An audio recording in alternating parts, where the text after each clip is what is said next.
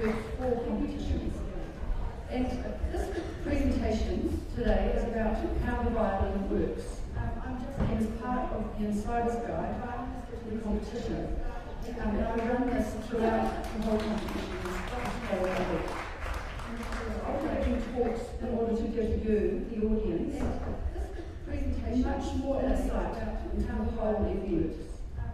My aim is to give you tools to help your listening, and tools to hopefully will help you judge everything on the violins for yourselves.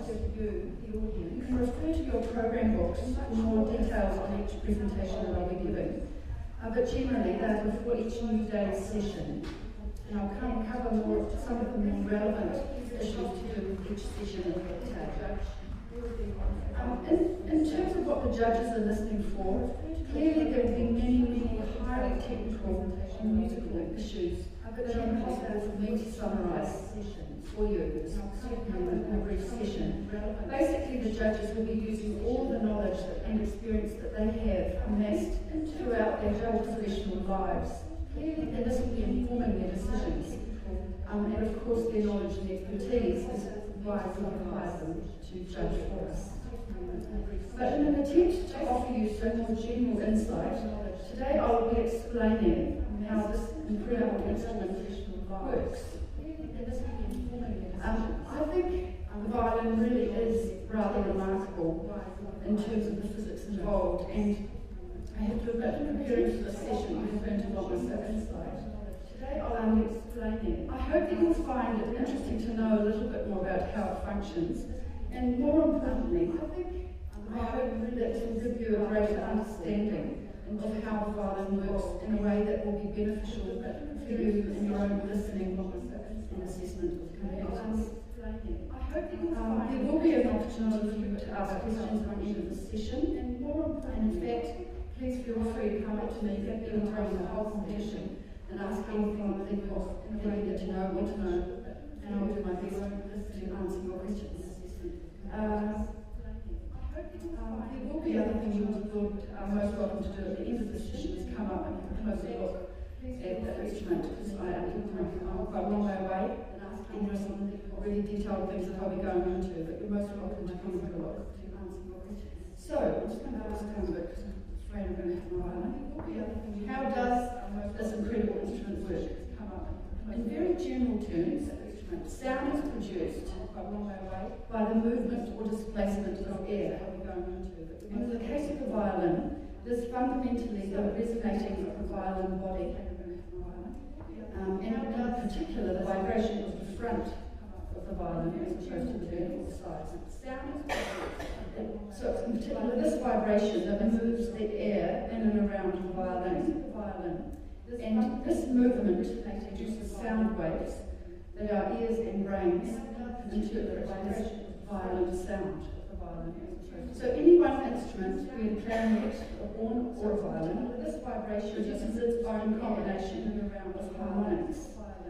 And it is that harmonic spectrum of each instrument that determines its particular sound. Violins sound the way they do. So fundamentally because of the high levels of harmonics that are in that sound compared to other instruments. So we have a lot more harmonics. Spectrum. So again, in very basic terms, what instigates this movement at the table of the violin is either the bow or the finger making the string more harmonics, activating the string and making the string vibrate. So again, this vibration of the string is then transferred via the bridge, this piece of wood here, is either the bow and this finger. So the vibration is transferred via the bridge to the sound body. Now the intricacies of exactly what this bridge does, I will get into a bit later. But first, the table of the violin, so the front of the violin, is made from spruce, which is actually quite a soft wood, but it has strength along its grain and is more flexible across its grain. So this is starting to get a bit more technical. The grain of the table goes from top to bottom, the front of the violin, And so this means that it's very strong from top to bottom. And in terms of vibrations, Spruce transmits vibrations more readily up and down the grain. But across the grain, the wood is more flexible, which has an important observation that I'll explain a bit later. The back and the ribs, so all around, vibrations are made from maple, and this is a much stiffer hardwood. But across the grain, to oversimplify why harder wood is used for the back and the sides, as well as helping to reflect the sound somewhat. It's more pertinently that the maple, its stiffness is important as a structural support for the whole violin, in particular for really supporting the more flexible table. Reflect the sound somewhat. Part of that support comes via the sound post, which is a small piece of wood that sits inside. I'm going to tell you more about that as well, but that really helps to support the whole violin. Now, back to the bridge. We have part of that support the bridges here that comes via the sound. There's a tiny piece of wood. It's very light that sits inside, and incredibly strong as well. It's beautifully carved. I'm not sure if you can see from that distance, but I really need to come and have a look at one of these things. It's a very important part of how the violin works. So its fundamental role is to transmit and transform the vibrations from the strings onto the table of the violin, which I mentioned before. It's made from slow-growing maple, so it's particularly strong. And as I mentioned, they're beautifully carved, they've got gorgeous holes in them, but rather than being decorative, the table of the violin, cut out, the heart is in the middle, and the ears on the side. These have been cut out to change the mass of the bridge to use a perfect mass to perfectly transfer and transform the vibrations from the bridge to the table. The heart is in the middle, and the ears on the side. So again, I'll come back to the bridge. I'm just going to try and give you a little bit of an overview to put all these pieces together. Perfect mass. First, the sound post. Now, the finger one is going to bring me one vibration here. It's a little post. So again, I'll come back to the bridge. I'm just going to try and give you a little bit of an overview to this particular. Oh, here we go. Sorry. It's a little post made of spruce or pine, and it's only 6 millimeters in diameter. You can imagine it's quite thin, and it's big enough to sit between. On the inside. It's a little something that you most welcome to come and have a look at. I can see it's just sitting in there, and it's only 6 millimeters in diameter. You can imagine. So this post is big enough to sit between. On the inside. It's a little something that you most welcome to come and have a look at. I can see it's just sitting in there. So the post does transmit a little bit some of the vibrations through the instrument, but fundamentally it has two primary roles. The first, as I mentioned before, is structural, in that it helps to stabilise the violin table by sort of keeping some more strength between the front and the back a little bit. But most interestingly, it actually provides a fulcrum or a pivot point for the movement of the table. It's coming back, and this table, as I mentioned, is flexible. So the sound post really helps in allowing the table to move interestingly. It actually provides remembering this movement of flexibility across the grain. The sound post provides the pivot point or a hinge on which the table is able to pivot and move X. And when this table is able to move in this way, that in turn displaces the air in and around the violin body and thus produces the sound that we hear. The pivot point. So there's another important element inside the violin body, and that's the bass bar, which is A long spruce is able to move in about 27, 28 centimetres long and in and around quite a thin piece. And that's attached to the front. So there's another violin on the other side, the sound goes to the base. And I can just see it along there, it's attached to the top of the violin underneath 8 centimetres long and in and around. So it has two main functions. Acoustically, it's attached. It regulates the spread of the low frequency tones up and down the instrument. So it helps to move them. I can just see it up and down. And mechanically, it helps to support this flexible front. So now coming again back to the bridge. It's a critical element of the sound production. As it transfers the vibrations from the strings to the table of the violin, its position is really critical. And it sits just about here, about 2 millimetres below the treble foot. As it transfers the vibrations from the strings, how the bridge transfers vibrations is for me particularly amazing, but physics of the violin. And this is something that I didn't understand intimately until I started reading for this presentation today. If you can imagine the violin table with the sound post inserted, how the bridge is shown before vibrations is for me particularly between the top and the bottom of the violin. And this it provides a fulcrum or a lever over which the flexible table can flex and move.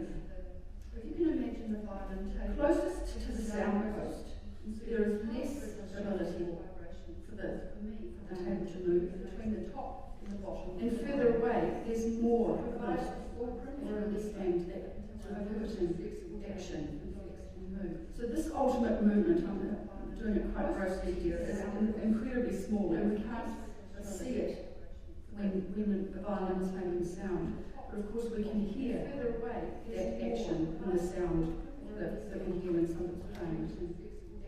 So the bridge, so this ultimate movement of the bridge here, that's doing it quite grossly here, is sitting on top of this table that's moving up and down and it's making sound. But of course we can, so it's sitting on top of it, it's flexible underneath its feet, and the right foot is just millimetres from the sound post. The left foot is further away. So in terms of the flexibility under the bridge, the wood under the right foot closest to the sound post. So sitting on top of it, it's flexible and has much less potential to move. And the wood under the left foot, which is much further away from the sound post, so the post is able to move more. When the strings are made to vibrate, this in turn activates the bridge. And because the bridge is sitting on a flexible and effectively springy table, and the vibrations make the bridge rock from side to side, in fact pumping the table up and down around the lever of the sound post. So I hope that's not too technical, the bridge. It's quite fascinating to think an effectively springy table. But the bridge is kind of doing that with the lever of the sound post, pumping, really affecting that pumping action around the lever of the sound post. So another interesting structural aspect that contributes to the flexibility of the table regards the F holes. Kind of doing those are these holes here, the lever of the sound post, really called F hole, affecting that pumping action. Often it's thought that the sound projects out these holes, and sometimes they're misleadingly called the sound holes. But in fact, this is something I learned researching for this. Their purpose is more to influence the potential flexibility of the wood. Often in between, the sound projects, across the table, which the bridge sits on. So, but of course, this is the part that is flexible underneath the bridge. And by having these holes here, it gives it even more flexibility. It separates it from the strength of the ribs. It's a really fascinating part of how the bridge makes this top of the violin flex and move. It's flexible underneath the bridge. And by having these holes here, again, it gives another critical ingredient of how the violin functions, and this is something I'm sure you will all understand. It's much more bridge kind of obvious part of the violin to do with how pitch is produced. So the pitch of each string is determined by the weight and composition or intention of the string. Then, in order to change the pitch of a tuned string, so I've got an A string here, in order to change the pitch of that, we can shorten the length of the pitch of each string. Open string movements try along the weight and composition to make it shorter. Then, in order to change the pitch of a tuned string, so the string is now this long. In order to change the way that works is that the vibrations move up and down the string. So when I make the string shorter, the frequency is much faster, which in turn produces a much higher note. A lower note, this again, longer, much lower. The way that works is that the vibrations move up and down the string. So that was a pretty quick overview of how the violin itself works. But of course, without the bow, the violin makes no sound unless you're prepared to do what I was doing with the guitar. So the bow is a critical part of the overall vibration equation of the instrument. That was a pretty quick, the stick overview of how the violin itself works. The wooden part is made from Pernambuco, which is a very dense and resilient wood from Brazil. So the wood is cut up with the overall vibration around shape, and then it's heated and bent to form the precise sort of concave curve that we use today, which is a very dense. The most critical aspects of the bow's functionality regard the balance point, which is around shape, and then it's heated and bent to form the precise concave. The balance point really affects how the bow works. The most critical aspects of the bow, another critical aspect is its weight, and it's about 57 to 63 kgs. I should know how heavy this one is, I can't remember. Oh, sorry. What did I say? Kgs, no, sorry, it's grams. Yes. I'm really strong.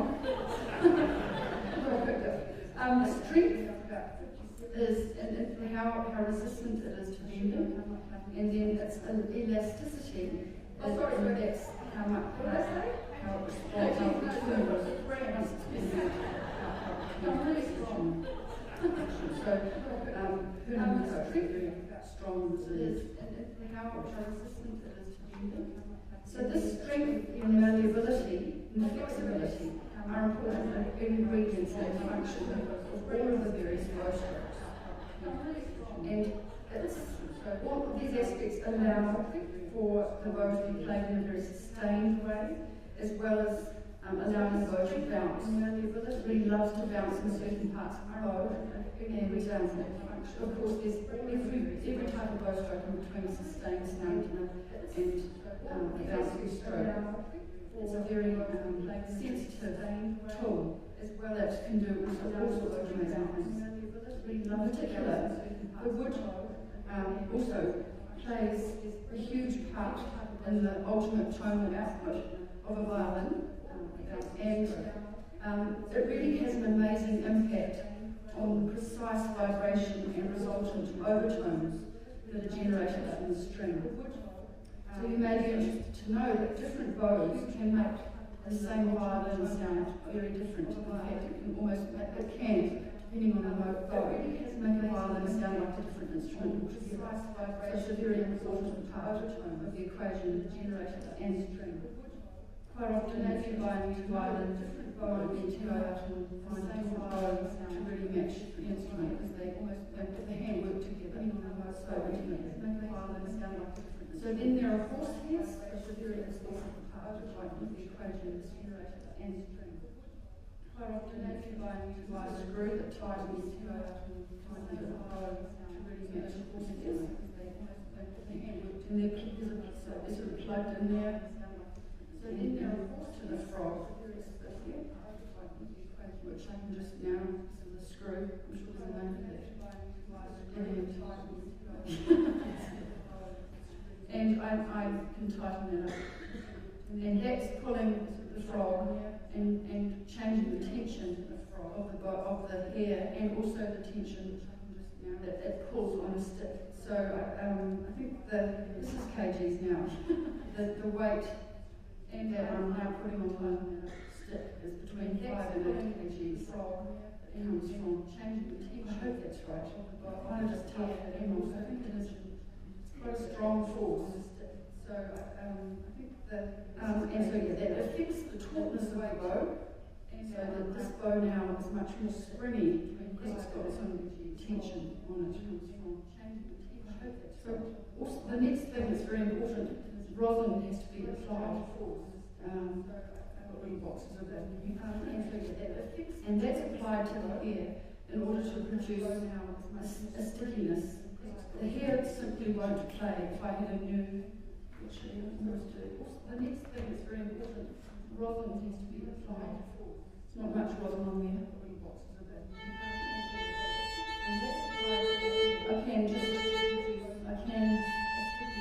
That would normally make a good sound, but there's very little rosin because it's newly repaired. And the hair itself won't, not much rosin on there, be able to make the string vibrate. We get rosin on to make it sticky, that would normally make the friction between the bow hairs and the string. And the hair itself, like the stick of the bow, the hair also has a lot of spring in it. Spring stick, and this malleability and spring is also a part of the functioning of the bow in terms of the sustaining sound and also the bouncing sound. The malleability and flexibility, you're constantly working with that when you're playing. So how the bow actually makes the string vibrate really is the key to the world of violin's expression. It is fundamentally at the contact point of the bow and the strings. So right there, that's what I call the contact point. So exactly what happens there. How the bow actually makes, that's where all the expression is created. So the wide variety of tone, colour, volume, density, character, they're all created and varied at that point of contact between the bow and the string, contact point. To a certain extent, the left hand only provides the pitch. It's really just stopping the strings and providing certain notes. It does colour with vibrato. You can do some lovely shifts. To a certain extent, besides that, the left hand fundamentally provides the pitch. It's really just stopping the strings. So the contact point between the bow and the string can provide a huge amount of information regarding your listening to the various violins. This is the point that you should pay the most of your attention. So to briefly delve into the physics of what actually happens at that contact point, effectively the bow picks up and pulls the string in a motion very similar to lifting the string. So to briefly delve into the physics, practically picking up the string and making it vibrate. The bow picks up. And to get a little bit more technical again, there's a stick and slip action which happens. So the bow pulls the string until the tension of the string returns it back to its original position. So the pull is the stick. I'm sticking to the string. To get a little bit more technical, stick to the string jumps back. I reactivate with the bow, fix it up, it jumps back, fix it up, jumps back, fix it up. And this is, to do this, returns is probably back to the original thousands of times in the space of that sticking and sticking. So I'm constantly picking up the string and making it vibrate with my bow. So precisely how the string is vibrated determines the particular sound and character that's produced. So there are three main variables between the bow and the string that fundamentally affect how the string vibrates. How close to the bridge, so whether I'm here or there, close to the bridge, further away. How much pressure I'm putting on, if it's a lot of pressure or very light. And then how much speed. So you've got a three-dimensional space there that you're creating with downwards pressure, horizontal speed, and then the third dimension, the contact point between the bridge and the fingerboard. So the closer you get to the bridge, the tighter and more resistant the string is. So it's very tight there versus much more flexible further away. Again, this is probably hard to see where I can make the string move a lot further there because it's more flexible. Closer to the bridge, it's very tight. So to set the string vibrating closer to the bridge, this results in a tonal output that is richer and higher overtones. So this is where it starts to, the overtones that we're pulling out of the instrument are changed depending on where we're playing and how much pressure and how much bow speed we're using. And the closer to the bridge, the more pressure is required as well. And then you're going to produce a very strong, rich and brilliant sound. So I'm going to be giving you really sort of raw examples here. I have to use a lot of energy to make the string ring at that point and to really get it moving. And at that point, I have, because I'm closer to the bridge, I have actually the ability to make the vibration of the string the broadest, because I can action the string. Whereas further away from the bridge, it's much softer, more malleable, and I can't make such a strong sound because the string is much weaker there.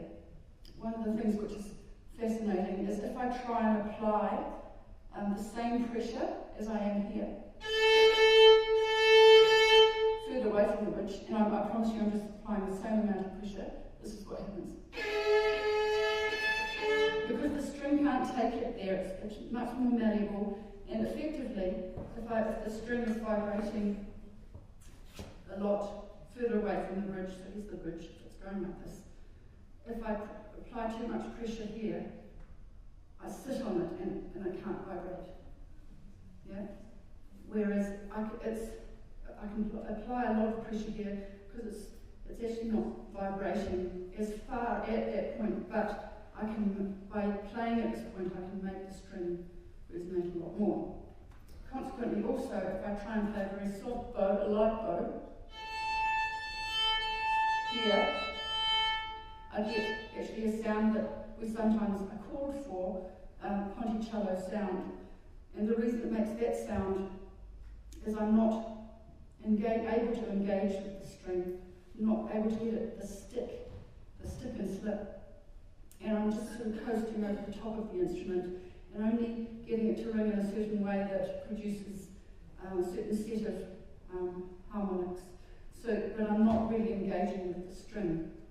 So then we have every single point along this sort of highway here where we can produce every variety of sound that you can imagine, varying the pressure, varying the place that we're playing and varying the bow speed. So further away from the string, sorry, from the bridge, you can get a very light, soft sound, which you can't produce that sound anywhere else.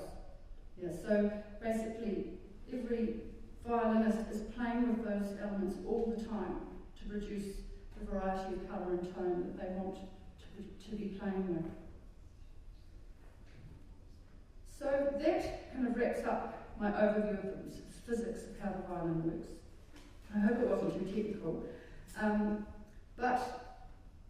And there is one other area that I'm interested to draw your attention to when you're listening over the next couple of days. And it's to do with how competitors use their bodies.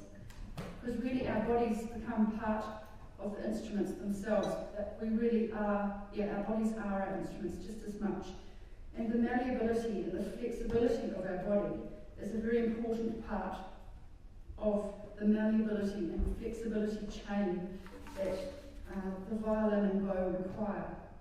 Because if our bodies are stiff and restricted, this restriction in turn will be transferred into the bow and the violin, and you will hear that stiffness and lack of malleability in the sound.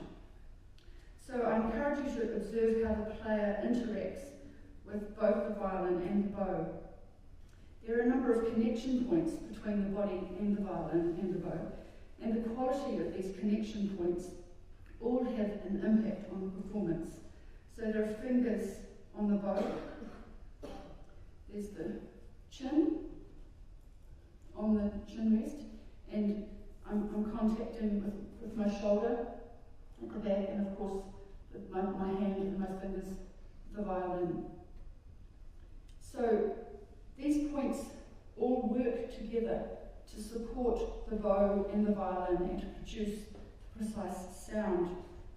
And they all need to be perfectly balanced, really for allowing the body to be receptive to the violin and bow. It's very much a two-way street in that we need to, in a way, drive our instruments, but we have to be receptive to the instruments as well. So I mean, in a way, it's a bit like driving a car.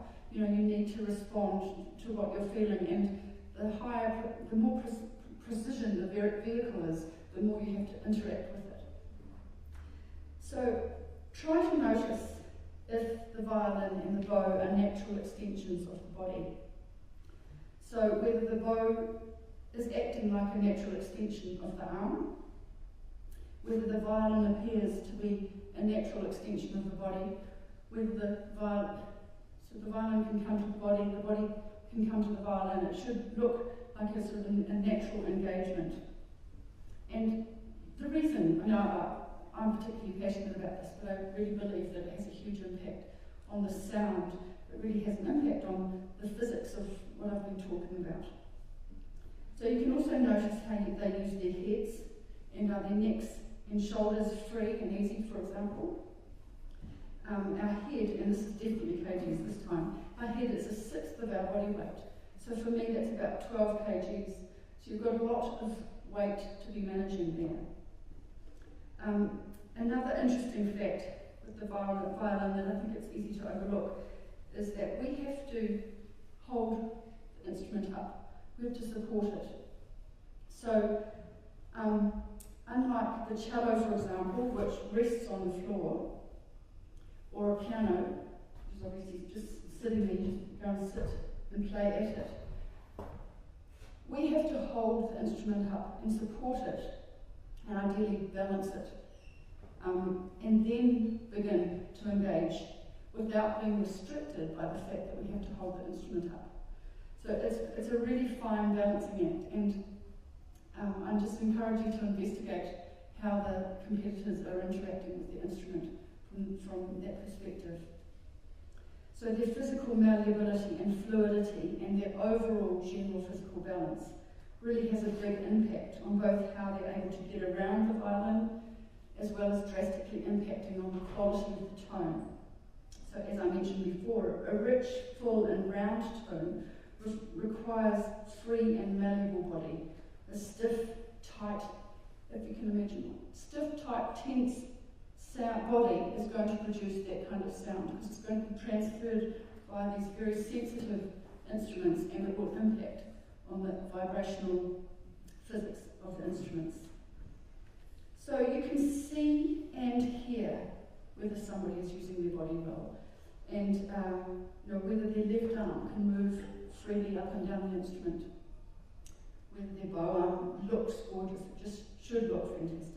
So, as I say, I encourage you to observe that in the bodies of the competitors, and really to notice how that impacts on their playing and the tone they produce. So there were many aspects that I've gone into today, but there could have been, there's so much more. But hopefully I've given you a bit of an overview and insight into how this amazing instrument works. In the subsequent sessions I'll be talking much more specifically about the music that the competitors are going to be playing and what sorts of things the judges may or may not be looking for. We'll really give you some insight into some of the specifics that you can listen to on each day's competition. So at this point I'd be very happy to answer any questions that any of you have about anything, but I suppose in particular about how violin works. If you have any questions. Yes? The shape of the violin is particular for a reason. Explain that. Well, actually, in terms of, so the question was the shape of the violin, is it critical? Well, this is where I hope I can answer all these questions correctly. I understand that the actual, this beautiful shape is not that critical, and that you can alter the shape. You could make a triangle shape. You could make it look like a guitar. You could actually probably have a box, and that wouldn't affect things that much. But the reason these are here is actually so you can play with your bow. Otherwise, you'd be bumping into the wood. I can't play the E string there because I can't get to it. So that's actually why the waist is there. Yeah. So that's more of a functional thing. It really sounds like this instrument has evolved quite well, practically and magically. These beautiful F holes, the ribs, the waist, and there are lots of reasons that these things have developed the way they do, and it's quite miraculous that they could work out how to make this instrument sound like this 300 years ago. Yeah. Now there's a question. Yes? You mentioned the woods used for the violin and for the bow. How standard are they? Because Brazilian wood, I was just thinking how valuable was it in the 16th century, but are there other woods used for bows as well? Well, they again, with my reading I've done, it's fundamentally this Pernambuco is still the wood that people try to use, but people have explored different options. People have tried steel or metal bows. They weren't as successful. There are fiberglass bows, and they produce a certain type of sound, which is great. There's a clarity, and there's I have played with some, and you can get a different sort of response, or the bow responds differently. You can some things are more controllable, but I think, as far as I understand, this wood is still really held to be the ideal. I don't know.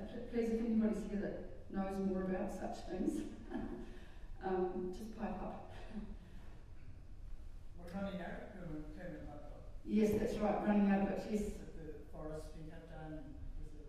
Yeah, that's right. Yeah, I think I've heard stories about it being sometimes cut from crates and things like that. No. There are all sorts of stories about where this beautiful wood comes from. Yes? I understand from our competitor that the neck has changed hugely in its length. Have you ever had the opportunity to play an original violin which has got a short neck? Yes, no, I haven't played an original violin. I'm not so much sure that it's a short neck, but the angle's a little different. Yeah. So what was different was the length of the fingerboard. They didn't play up as high, so the fingerboard didn't need to be as high. So this length changed, but not so much from here. But what has changed with modern instruments is that the angle has changed. So the bridge is higher, and which basically means there's a lot more tension applied through the bridge, and there's much more weight. What's the word? Applied to the front of the violin, and so that in turn allows for a much stronger sound. So that's why that change has been made. That's a very brief explanation, but yeah. I can't remember what weight actually goes across the bridge. I've been told it's an enormous amount of weight. Yes, well, I think it's something like 20. Many kilograms. 20. I think it's about 20 kilograms is being applied. And it's thought, a lot of people think that it's they're afraid of applying pressure. Like we would never put our instruments down this way, but actually it can sustain a huge amount of pressure, and there's not risk of it collapsing or anything. It's quite astounding what it can take. I heard an interesting story. Yep. An interesting story about Francis Gatti, who was renowned for his extraordinary sense of pitch and intonation, fine intonation. And that wonderful Accardo, the Italian violinist, got his violin, Francis Gatti's violin, and he was playing in America somewhere. This old fan of San Francisco, an old man who'd seen Francis Gatti through his career, rushed up to Accardo and says, "That's Francis Gatti's violin." And Accardo said to him, "How on earth do you know that?"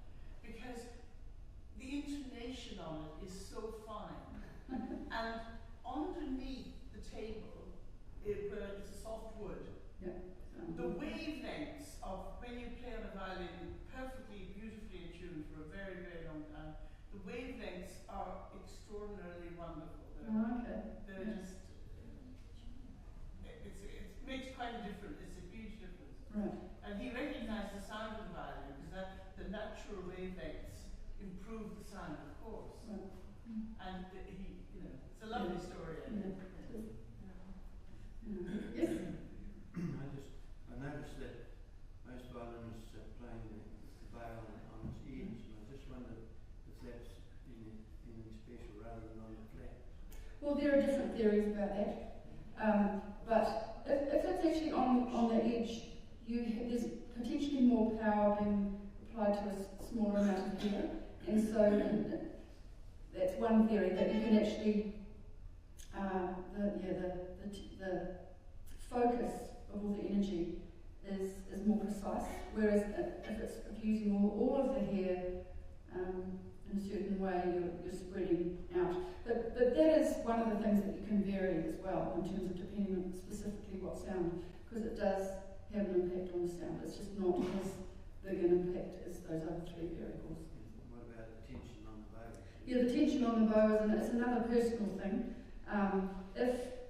If the tension's too loose, the bow will be kind of floppy, and depending on what sort of bow strokes you're trying to do, for example,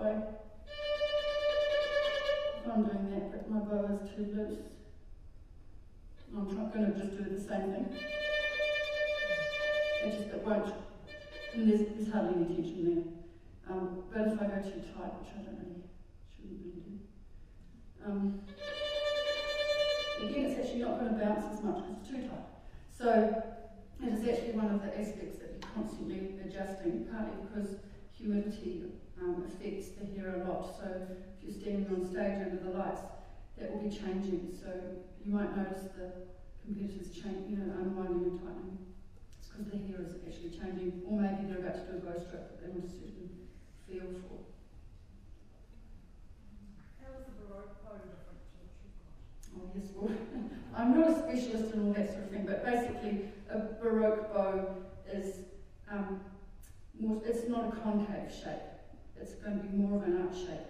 It's not like really arched, but that is the fundamental difference. And so that, again, I haven't done a lot of playing with one, so I couldn't intimately tell you, but it just responds differently. It's harder to sustain. That's one of the main sort of advantages.